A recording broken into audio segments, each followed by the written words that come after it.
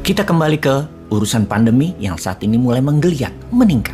Seperti Bosman katakan beberapa bulan yang lalu tentang Wuhan virus atau coronavirus atau apapun namanya. Yang jelas kita dapat pastikan globalis cabal memperoleh keuntungan besar dengan penyebaran man-made virus ini. Banyak manusia jadi korban, banyak negara yang lemah jadi korban, banyak pengusaha dan pejabat jadi untung. Yang pastinya Big Pharma lah yang teruntung, terlepas mereka yang membuat atau mereka yang bermain atau mereka ambil untung dari penyelesaian masalah kesehatan virus ini. Kita detailkan, ketika Shanghai lockdown, ketika Xi Jinping dengan kejam melakukan zero COVID policy dengan menutup lebih dari 21 kota termasuk kota besar ekonominya yaitu Shanghai, termasuk pelabuhan, bahkan berefek menurunnya pendapatan negara, Xi Jinping tidak peduli. Pokoknya zero aja. Nol itu virus di Tiongkok. Ini adalah sebuah kegilaan, namun ini adalah keputusan tegas pemimpin negara yang tahu sekali bagaimana mengurus negaranya di dalam negeri tanpa bantuan asing dan pendapat asing. Dunia menghujat kebijakan zero COVID policy tersebut. Hak asasi manusia ala barat terutama yang menghujatnya. Sahabat, kok tumben Bosman memuji Xi Jinping? Nah, kalau mereka yang mengikuti video narasi Bosman sudah paham, Bosman itu pro kebijakan dalam negeri Tiongkok, tetapi anti sama kebijakan luar negeri Tiongkok, terutama masalah pembiayaan dengan hutang. Kita kembali ke topik. Virus yang menggila di babak keempat ini, dari virus Alpha ke virus Delta, kemudian ke Omicron, dari kacamata ahli, ada dua pandangan kemarin. Kita semua mendapatkan informasi medis bahwa mutasi virus biasanya ada 3 siklus, mengacu pada virus Black Death di Asia Barat dan Eropa atau Eurasia di tahun 1346 hingga 1353. Sekitar 9 tahunan yang membuat korban jiwa 10% populasi di wilayah tersebut, memapar sepertiga manusia di wilayah tersebut di zaman tersebut, di wilayah Eropa, Asia Barat, dan Utara Afrika. Kemudian ada Spanish flu tahun 1918 hingga 1920 memapar sepertiga penduduk dunia dan menewaskan hampir 50 juta jiwa. Ketika di tahun 2019 November awal Corona Alpha, maka diperkirakan akan ada 3 siklus, Alpha, Delta, dan yang tertinggi kemudian Omicron. Itu pandangan pertama dengan kesimpulan harusnya virusnya saat ini sudah siklus terakhir dan selesai. Pandemi berubah menjadi endemi. Yang jadi pertanyaan adalah ketika Omicron terjadi, maka banyak yang bertanya, terutama tenaga medis, baik dokter, perawat, dan dunia farmasi obat-obatan yang merawat Omicron dengan metode Delta. Ternyata tidak terlalu efektif dan mengubah formula kesehatannya baru bisa teratasi Omicron tersebut. Artinya apa? Begini disederhanakan, obatnya Alpha dan Delta beda dengan obatnya Omicron. Maka ada pertanyaan bagi yang memiliki pandangan beda dengan pandangan pertama yang mengatakan Omicron mutasi terakhir. Di mana pandangan kedua adalah jangan-jangan Omicron adalah Alpha. Nanti ada gelombang berikutnya Delta Omicron atau apalah namanya, siklus mutasi Omicron Alpha. Ya, mana kita tahu, kita bukan saintis. Kita juga bukan ahli biologi virus, tapi kita punya common sense aja, akal sehat, yang mungkin curious, ingin tahu lebih dalam. Untuk itu, ketika cara penanganan Tiongkok dalam 3 bulan ini sangat kejam, melakukan lockdown di mana-mana, maka kita kritis bertanya. Mereka pasti tahu sesuatu yang kita tidak tahu nih sepertinya. Di dalam video narasi Bosman beberapa bulan yang lalu sudah mengatakan, karena Bosman dari awal sudah mengatakan Omicron adalah Alpha, alias cara pandangnya adalah dua virus itu berbeda. Sedikit setidaknya, bukan sama. Kalau sama, Omicron terakhir mutasinya. Kalau beda, ambyar itu dunia. Kita harus siap, itulah pernyataan yang berkali-kali diucapkan. Dan strategi bernegaranya apa? Meninggikan imunitas itu wajib dan keharusan. Kita lanjut dulu kemungkinannya. Dan kita harus melihat dari kemungkinan terburuk. Setelah kita melihat kemungkinan terburuk, lalu kita bertanya dan kita mencari solusinya apa. Ketika kita menemukan solusinya, kita bisa menjadi yang terdepan, kita bisa menjadi yang terunggul. Itulah tujuan informasi ini disebarkan. Kita harus menjadi yang terunggul, jangan jadi korban terus, jangan sampai ambyar bernegaranya, jangan sampai konflik rakyatnya, jangan sampai miskin dan berhutang negaranya, dan jangan sampai tidak berdaulat negaranya karena tidak punya strategi mengantisipasi masalah ini. Kita melihat yang terburuk dulu, mudah-mudahan salah dan tidak terjadi. Tetapi kalau terjadi, apa solusinya? Kita lanjutkan. Secara teknis, virus bermutasi, maka cangkangnya ya manusia juga. Dia berada dalam tubuh manusia dalam masa kira-kira 6-9 bulan, masa siklusnya. Kemudian bermutasi. Jadi kalau dari Omicron di Tiongkok, mengapa 3 bulan yang lalu atau bulan Maret di lockdown? Karena 6-9 bulan sebelumnya, gelombang ketiga terjadi duluan di Tiongkok. Gelombang ketiga di India, Amerika, dan Eropa jadi 3 bulan setelah Tiongkok tersebut. Dan ingat, Tiongkok selalu duluan. November 2019, Wuhan duluan. Baru Indonesia 6 bulan setelahnya. India, Amerika, Eropa 3 bulan puncaknya setelah Wuhan. Jadi 3 bulan yang lalu Tiongkok kena gelombang 4. Maka India, Amerika, Eropa Juni, Juli ini diperkirakan. Dan Indonesia Juli, Agustus akan menerima gelombang keempat tertingginya. Begitukah? Usia booster yang katanya 1 tahun ternyata tidak efektif alias kurang dari 6 bulan sudah hilang efeknya. Antibodi sudah pada menurun semua, terutama manusia di perkotaan. Benarkah begitu? Kita lanjutkan pertanyaan kita. Kalau benar ini gelombang keempat adalah mutasi alfa 2-nya Omicron, maka untuk menggenapi siklus 3 kalinya, apakah akan ada mutasi delta menjadi gelombang kelima dan mutasi delta Omicron menjadi gelombang ke-6 yang terakhir? Sekarang baru akan masuk gelombang keempat gitu. Begitukah? Mohon penjelasannya wahai pejabat dan ahlinya. Ini pertanyaan-pertanyaan yang ada di benak kami. Benak saya sih, manusia bodoh yang aku pinter ini. Dan apa solusi yang harus kita melihat hal itu? Apapun masalah yang terjadi, ini adalah peluang. Mohon penjelasan. Kalau nggak ada, mohon lengser di tahun 2024 ya. Termasuk yang semodel cara bernegaranya. Ora usah ikut tanding. Lah sama aja kelolaannya. Begitu kan? Hihihi. Sontoloyo bener nih bosman. Jancuk kon bosman.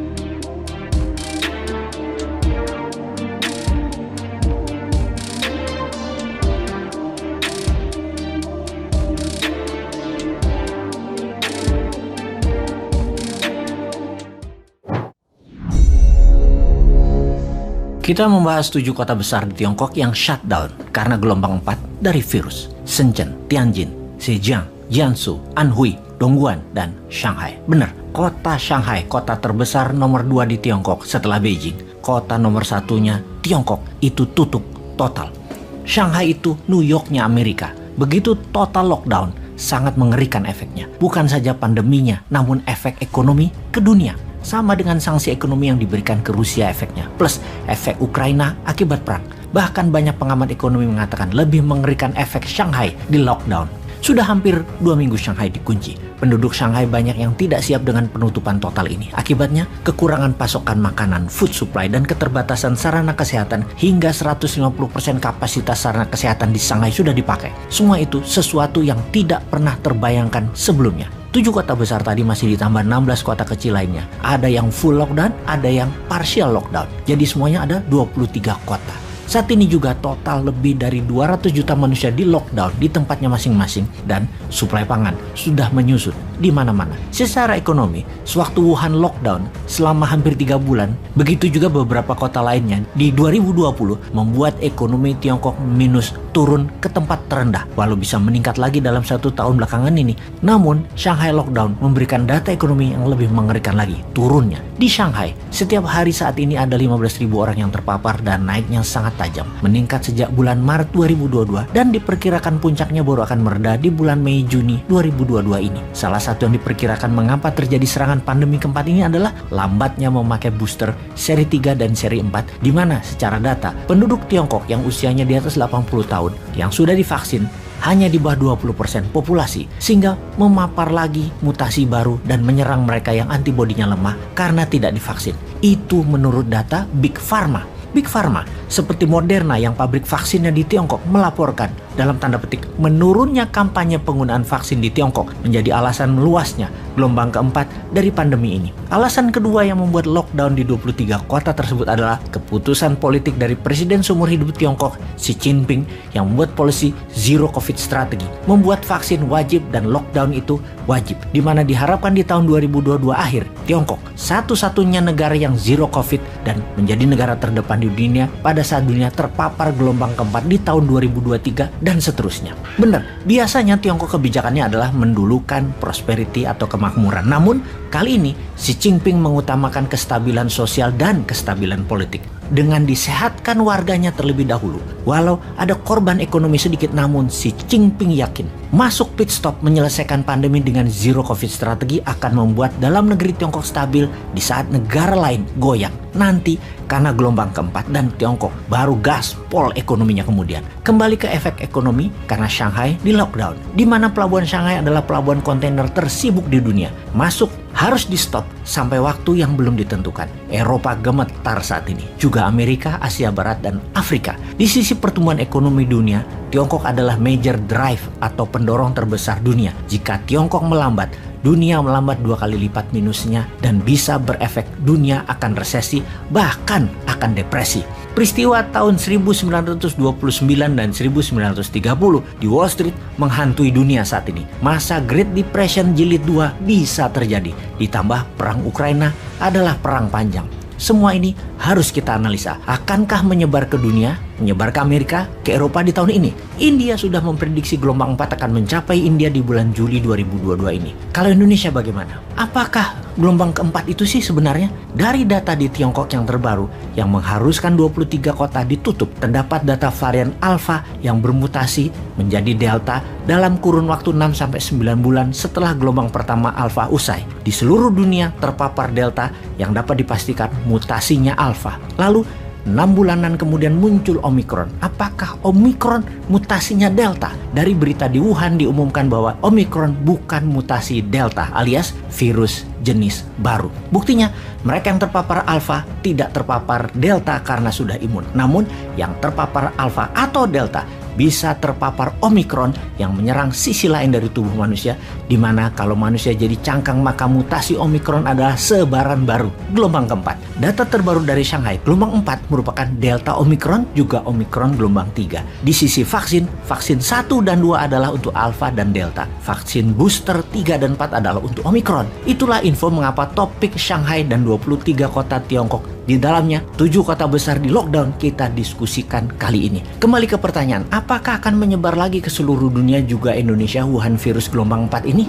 Ternyata sampai sejauh ini masih banyak yang belum percaya bahwa virus corona itu ada, karena hanya mendengar lewat berita dan tidak melihat dengan mata kepala sendiri. Misalnya, ada orang-orang di sekelilingnya yang terkena atau yang berdampak negatif seperti kematian misalnya. Dan hal itu wajar serta benar kalau mereka menganggap virus itu tidak ada atau bahkan hanya akal-akalan farmasi. Semua itu wajar orang-orang yang berpikir demikian karena memang tidak lihat, tidak tahu, dan tidak terasa. Pastinya ada yang namanya Big Pharma yang memanfaatkan pandemi ini sebagai mesin uang menjual vaksin. Sebuah cara yang katanya membuat tubuh manusia jadi kuat, antivirus. Ke Indonesia sekarang, kebijakan pemerintah Indonesia karena menganggap Omikron siklus terakhir dan tidak ada virus-virusan lagi, sudah jadi flu, sudah jadi endemi. Maka secara kebijakan publik saat ini semuanya sekarang dibuka, dilonggarkan, digaspol, sudah terbuka, tatap muka sekolah dan semua acara publik, tempat publik sudah bebas. Secara pribadi, saya mendukung 100% kebijakan ini, namun kewaspadaan harus tetap dijaga. Bukan hanya masalah masker, vaksin, tetapi menjaga natural imunitas itu wajib. Sungguh, kita males sudah membahas bahwa virus ini buatan manusia atau asli dari alam. Kita juga males membahas apakah ini diciptakan untuk memperkaya Big Pharma atau Big Pharma bukan pencipta virus, namun pandai memanfaatkan kekuatan vaksin dengan memanipulasi banyak negara. Kita sudah bahas lama, kita sudah punya solusi banyak. Yang pasti, kita saat ini hidup di dalam VUCA world. Zaman VUCA adalah zaman volatility, uncertainty, complexity, dan ambiguity. Zaman kolobendu, zaman goro-goro, penuh ketidakstabilan, ketidakpastian, rumit, dan mempunyai banyak agenda yang simpang siur. Ada perang militer, ada sanksi ekonomi, ada perang dagang, ada perang ekonomi, ada perang cuaca, ada perang biologi. Sampai kapan? It will never end. Akan selamanya begini karena memang the system doesn't work. Dunia dalam keadaan perang itu artinya manusia dalam keadaan survival mode, termasuk survival of the nation. Seharusnya bernegara gunakan less rule. Manusia bahkan boleh menggunakan no rule. Pokoknya kita harus tetap hidup. Lebih baik lagi bukan hanya sekedar hidup, kalau bisa menjadi penyelamat manusia lainnya. Kemudian bisa menjadi yang terbaik keluar dari masalah, menjadi solusi. Permasalahan dunia saat ini, efek dari pandemi 2 tahun, efek dari digital disrupsi, efek dari perang dagang dan perang militer di Eropa Timur saat ini, efek dari jebakan hutang Tiongkok, efek dari mulai lemahnya kekuatan militer Amerika di dunia, efek mulainya ada penantang New World Order dan ketidaktaatan pada sistem dunia, yaitu taat pada dolar, tidak taat lagi pada SWIFT, tidak taat lagi pada Big Pharmacy. Semua sudah mulai gerak dan melawan, terutama negara-negara yang pemimpinnya berdaulat. Mereka semua melawan. Dunia yang volatility, uncertainty, penuh dengan rebel, gerakan resilience dengan insurgensinya, macam-macam terjadi di dunia saat ini. Ada perang terjadi di Palestina dengan Israel, Saudi dengan Yaman, ISIS dengan Suriah, Kurdi dengan Irak, Uighur dengan Tiongkok, Nepal dengan Tiongkok, Jepang dengan Rusia di Kuril Island, Timor Timur bersih tegang dengan Australia, urusan Timor Gap yang disedot habis Australia, India dengan Tiongkok, Saudi dengan Amerika saling ejek ke Biden, Libanon yang menjadi miskin, Bangladesh urusan air sungai dengan Tiongkok, Pakistan versi Perdana Menteri Amir Khan yang dekat dengan Tiongkok dihajar Amerika, digulingkan, Sri Lanka dimiskinkan oleh Tiongkok. Ada juga anomali positif seperti Nigeria meningkat tajam ekonominya menjadi negara di barat Afrika, menjadi the Black China, Botswana negara terbaik dalam 40 tahun pertumbuhannya di dunia. Untuk melihat itu semua bahkan kita harus menerangkan mengapa hanya sepertiga wilayah Tiongkok sisi timur ditinggali oleh 94% penduduk Tiongkok. Ada apa di sepertiga wilayah barat dan sisi barat daya Tiongkok yang bergunung-gunung deretan Mahameru Himalaya tersebut? Melihat sejarah Israel dan Jazirah Arabia, melihat sejarah perang-perang bangsa Eropa, melihat sains yang didominasi Amerika, Yahudi, dan Eropa saat ini, melihat agama dipakai untuk membodohi dan memberi jarak kepada jamaah agar jauh dari ilmu pengetahuan, dari sains, dari engineering, dan dari sosial isu. Untuk itu semua kita bertanya untuk kesekian kalinya, sudah siapkah Indonesia?